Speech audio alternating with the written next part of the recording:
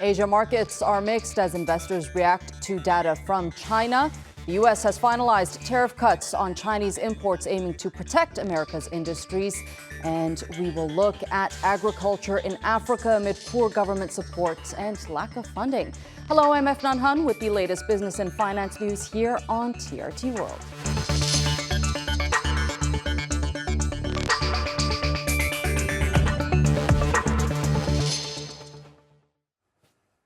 Asian markets started the week on a mixed note as investors reacted to concerning economic data from China and prepared for central bank rate decisions across the region. Hong Kong stocks slipped while markets in China and South Korea were closed for holidays, adding to the volatility. Hong Kong's Seng index dropped 0.76% following disappointing data from China. August factory output, retail sales, and investment figures all missed expectations. Urban unemployment hit a 6-month high, and year-on-year, home prices saw their steepest decline in 9 years, signaling economic strain. Analysts expect Japan's inflation to rise in August, pushing the Bank of Japan to maintain a hawkish stance. This policy direction could result in continued pressure on Japan's markets, impacting investor decisions across Asia. The Japanese yen strengthened to 140.49 against the U.S. dollar, potentially closing at its highest level in over a year. China is set to announce its 1- and 5-year loan prime rates, with the 1-year rate at 3.35% and the 5-year rate at 3.85%. These rates significantly influence loan pricing and mortgage rates, directly impacting consumer spending and the real estate market. Any adjustments could have widespread effects on China's economic recovery efforts. Let's get more on this now with George Hoody, who is the Global Head of Education and Research at CFI Group and joins us live now from Dubai. Thank you so much for being with us on the program, George. So how significant is the impact of China's recent economic data on investor confidence across Asia? Good morning, Islam, and thank you for having me today. It has a big effect on Asia in specific because we've been watching Chinese markets for the past 1.5 years, and they have been struggling, whether from the economic perspective or even from the financial markets perspective and the indices perspective as well. And throughout the weekend, the past weekend on Saturday, we have seen some missed opportunities regarding few economic indicators, whether it was related to retail sales, to industrial production, so on and so forth. We are seeing some kind of a retraction in the economic movement, and it has been the case for the past 3 to 4 years. However, we had some hopes approximately 1 year ago. What I see in the upcoming future, or maybe projections for the next year, at least or till end of 2024, I think we're going to continue in the same path to a certain point, especially with the US presidential elections and the trade war that is happening, along with the sanctions that we are witnessing and the increase in tariffs that is happening on the Chinese products in specific, which is directly affecting the trade balance and exports heavily. And directly, this is also impacting the economy as well, and regarding the real estate untrust that we have currently in China as well. So it's gonna have an impact. However, on specific countries in specific, it might affect Japan to a certain point. I don't believe that it might affect Korea from another perspective. Well, you mentioned Japan. Speaking of Japan, as a standalone case, we do expect inflation to rise. What might this mean for the Bank of Japan's monetary policy? If we go back 2 months ago or 3 months ago, the analysis basically was that Bank of Japan is going to increase rates and make them steady for a longer period of time because they didn't need that much of support, because the increase in interest rates was basically to strengthen the Japanese yen.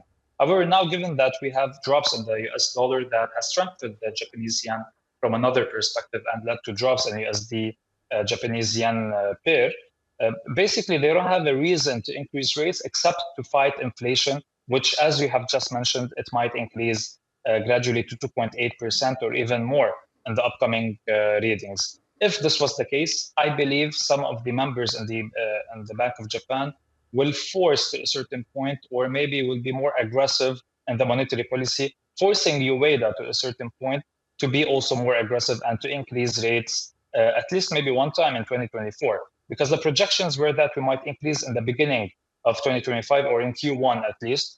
Now, based on the expectations of inflation, if we actually witness an increase, they're going to have to face it because they just missed a recession last year. We don't want to forget this as well. Indeed. The Global Head of Education and Research at CFI Group, George Huri, thank you so much for being with us here on the program. I appreciate your analysis. Moving on now, China has approved plans to raise the retirement age as the country struggles to address its shrinking workforce. Emre Boz has more. The retirement age will be increased gradually over the next 15 years, starting from the 1st of January 2025. For men, it will be raised by 3 years, from 60 to 63 years old. For women working in factories, it will be raised from 50 to 55 years old. Women in white-collar jobs will be able to work till 58. The share of population aged 60 and older in China is seeing a drastic rise from the 90s, with more than half the population expected to be 60 years and older by 2080. The Chinese Academy of Social Sciences warns that the public pension fund would run out of money by 2035. China is also facing a falling birth rate crisis even after ending its one-child policy in 2016. The ratio of old to young is becoming more unbalanced, with deaths outnumbering births for the first time in more than 40 years in 2022. Let's further discuss this now with Loksang Ho. He's an adjunct research professor at Lingnan University's Panstong Shanghai Hong Kong Economic Policy Research Institute and joins me live now from Hong Kong. It's a pleasure having you on the program. So this gradual increase in the retirement age would surely have an impact on China's workforce and the economy for that matter. Just walk us through the short and long-term impacts that we can see. Yes, the fact is that since 2015, China's workforce has been falling. So the labor force has already been declining, and actually the same with Hong Kong. The Hong Kong's labor force has been declining since 2018. So there is a problem with labor force if you just look at it that way. However, we also realize that there's an ongoing technological advancement with a lot of automation going on, which means that productivity per capita is going to rise. And China's education has been quite strong in the sense that the higher education sector has expanded extremely fast over the past 10, 15 years. And so for the time being, we are witnessing a huge expansion in well-educated labor force. Mm-hmm. So, but at the same time, you see, even though the labor force has been coming down, unemployment is a problem, especially for the well-educated. So, and I realize that it's the same problem in many other countries as well, especially India. And so, for the time being, we are actually concerned with two things. One is that for the well-educated part, we have this need, to expand employment opportunities. But at the same time, we are also concerned about the declining labor force. So it's important for China to keep the experienced workers at work, to especially, that's very important because on one hand, even though we have this automation going on, but we need high-skilled workers who are experienced at work. Indeed. Well, looking at the public pension fund, I want to focus on that for a bit because it is projected to run out by 2035. How urgent is the need for further policy changes to address China's aging population? Yeah, and of course, the declining fertility rate is a big problem. China's fertility rate has declined to about 1.1 per woman during the lifetime, which is well below the approximately 2.1, which is necessary, for the population to remain in equilibrium. So there's this increase in the dependency ratio, which makes it difficult, for taxes to come in large enough, to bear this burden. So this is indeed a problem. However, we also have to remember that in terms of economic growth, as a matter of fact, China's economic growth is not really that bad, even for this year, which is relatively slow. We are still expecting at least, I would say, at least 4.5% growth to 5% growth. 5%, of course, is official target. And I'm pretty sure Beijing is going to use a lot of stimulative measures to uplift, the growth rate to close to 5%. Mm-hmm. And because of that, we can expect that even though the workforce has come down, but profits are not really doing that badly. Okay. Especially for the large-scale firms. So they can generate some revenue, for the government. So that is a relief. But at the same time, it's important for China to continue to ensure that the revenue will match the expenses. Well, it's going to be interesting to see how that all plays out. Professor Lok Sang-ho, thank you so much for being with us here on the program. I appreciate it. Thank you.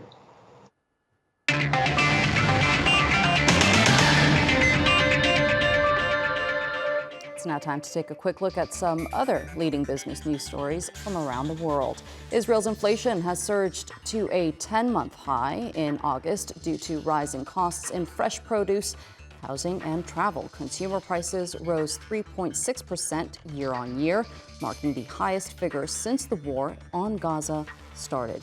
The figure is also well above the government's target range of 1% to 3% and reduces the likelihood of an interest rate cut to revive the economy. Argentina's President Javier Milei has introduced the 2025 budget, promising stringent austerity measures amid economic challenges. The draft forecasts a 5% economic growth and a primary fiscal surplus of 1.3% of GDP. It also projects inflation to hit 18.3% and the exchange rate to reach 207 pesos per dollar by year end, setting up a high-stakes economic environment. The number of people in Japan aged 65 or older has hit a record high of 36.2 million. The government said that the elderly now make up more than 29% of the total population, a higher proportion than in any other country, with more than 100,000 people. This demographic shift is straining the country's economy with rising medical and welfare costs and a shrinking labor force. And Nigeria's state-owned oil company has finally begun delivering petrol from its Dangote refinery. On Sunday, some 500 trucks arrived at the facility to start delivering the fuel on what Finance Minister Wale Edun called a historic breakthrough day. The refinery began processing petrol last week, but disagreements over offtake rights and pricing had delayed distribution. Welcome back. And the U.S. has finalized steep tariff hikes on Chinese imports. The move, aimed at protecting America's industries, is set to take effect from September 27. New tariffs include a 100% duty on Chinese electric vehicles, a 50% increase on solar cells, and a 25% hike on steel, aluminum, and key EV battery minerals. The U.S. says this will curb China's unfair cost of advantage in global markets. China responded sharply, calling the tariffs a product of unilateralism and protectionism, and vowed to take measures to protect its own economic interests. The Chinese embassy in Washington said these tariffs would hurt both nations. The tariffs come just ahead of the U.S. election, with both Biden and Vice President Kamala Harris touting their tough stance on China. Former President Trump, meanwhile, has promised even harsher measures, vowing to impose 60% tariffs on all Chinese imports if re-elected. In response to industry concerns, U.S. port operators were granted a temporary relief on tariffs for ship-to-shore cranes ordered before May 14, 2026. These cranes are largely produced in China, with no American manufacturers. The 50% tariff on face masks and surgical gloves has been delayed to allow to a shift to non-Chinese suppliers. 100% duty on Chinese syringes will also be implemented, although critical infant feeding syringes are excluded for a year. Car manufacturers like Ford requested lower tariffs on materials like artificial graphite, vital for EV batteries. However, the Biden administration held firm, leaving in place significant duties on graphite and other key minerals critical to EV production. For more on this, I am joined now from Singapore by Victor Teo. He's a political scientist specialist on Indo-Pacific affairs. Thank you so much for being with us on the program. Now, despite Biden's tariffs, Chinese EVs do remain cheaper than U.S. competitors. So how likely will this move increase tariff income to the U.S.? I think it's unlikely. I think we should view all these policy announcements that are made in this period of time with a grain of salt. They must be contextualized against the looming US presidential elections. So clearly what's happening here is that the Democrats are hedging against the Republican initiatives to counter China. And the Biden administration is trying to look like they are equally tough on China.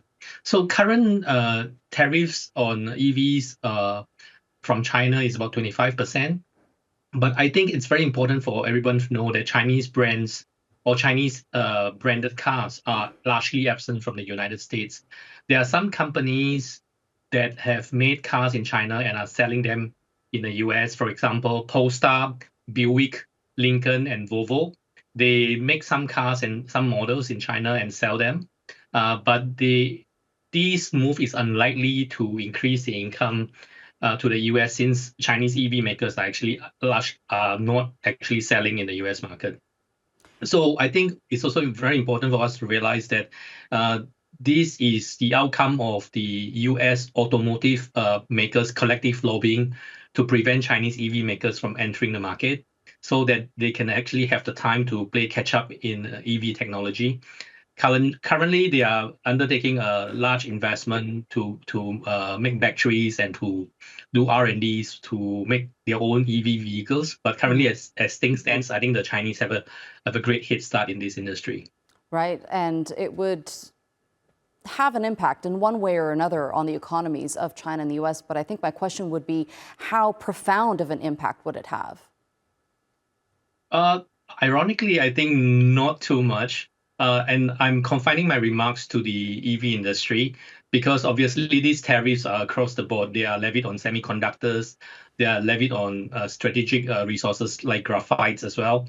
But in terms of the electric vehicles, it's difficult because right now the United States actually have not developed a large infrastructure to help people switch over to EV. So here I'm talking about the electric grid network and the charging points. So a lot of the Americans are actually reluctant to switch over, even if EV becomes widely available. And the cheap, say in the case the Chinese cheap EVs manage to be sold in the US market, but that's unlikely. The Chinese themselves would continue to develop the EV for their own domestic market as well as for global export. If the trend persists, we will see that the Chinese have become more entrenched in the global EV market. Now, the Chinese are playing, if you like, they have their own strategy and ideas about how this would go. There are estimates that the Chinese would become more dominant in the EV market globally, but certainly not in the United States. So how this is playing out in terms of the Chinese and the US market, I don't see a big significant impact here, insofar when the tariffs are concerned.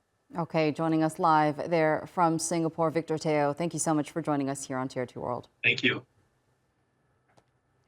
Well, moving on now, and Zimbabwean farmers are making a name for themselves in the fast-growing global blueberry market. However, as demand soars, financial challenges and limited support threaten their expansion efforts.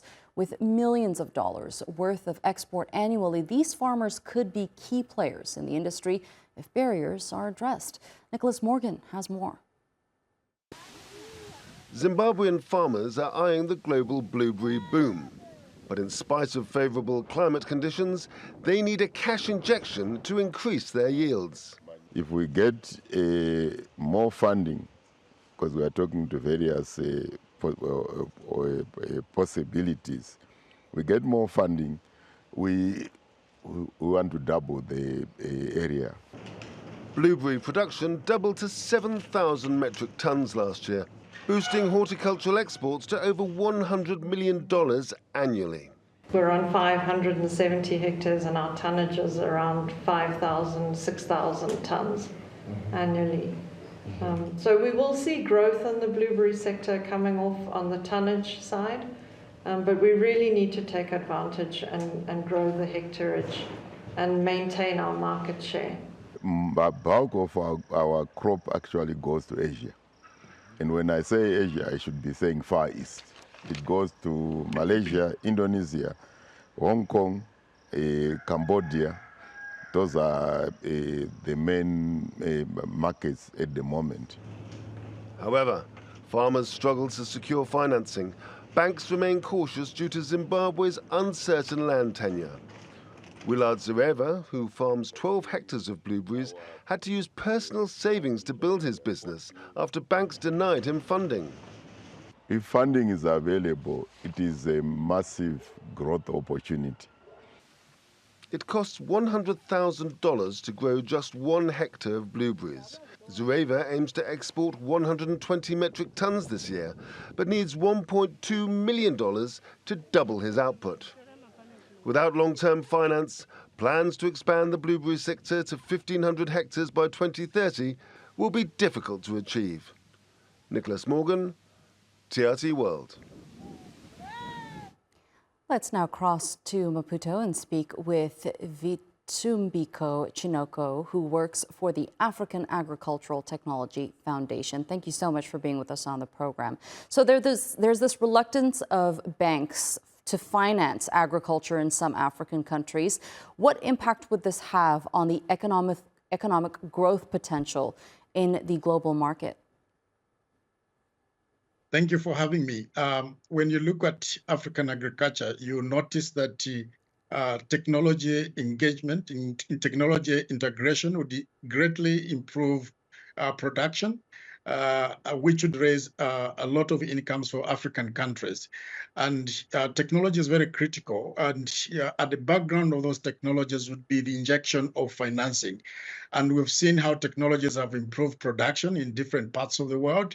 And we are calling on different governments to ensure that the agriculture in Africa is sufficiently intermarrying technologies. We see how technologies would improve quality, would also improve scale, and also efficiency of production.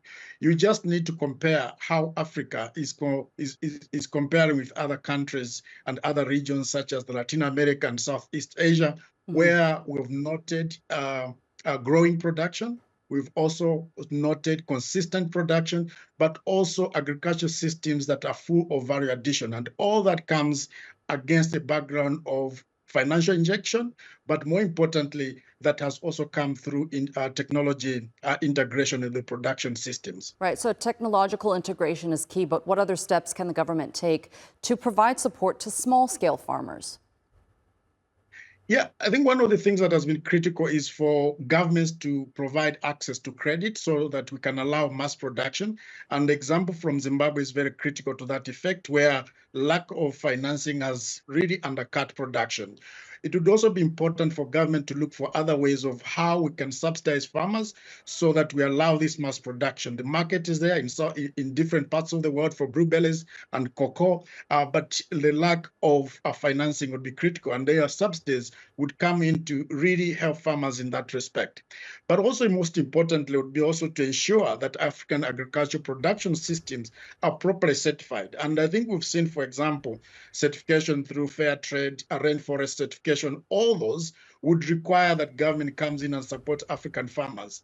And I'd also want to think that in this era of climate change, it would be important to ensure that African production systems are protected from the impacts of climate change. And in that sense, sovereign insurance plus private insurance would actually help farmers to hedge their production against the vagaries of climate change. So I think there's several areas that government would come in to ensure consistent production and that indeed that production also sits at the center of their economies.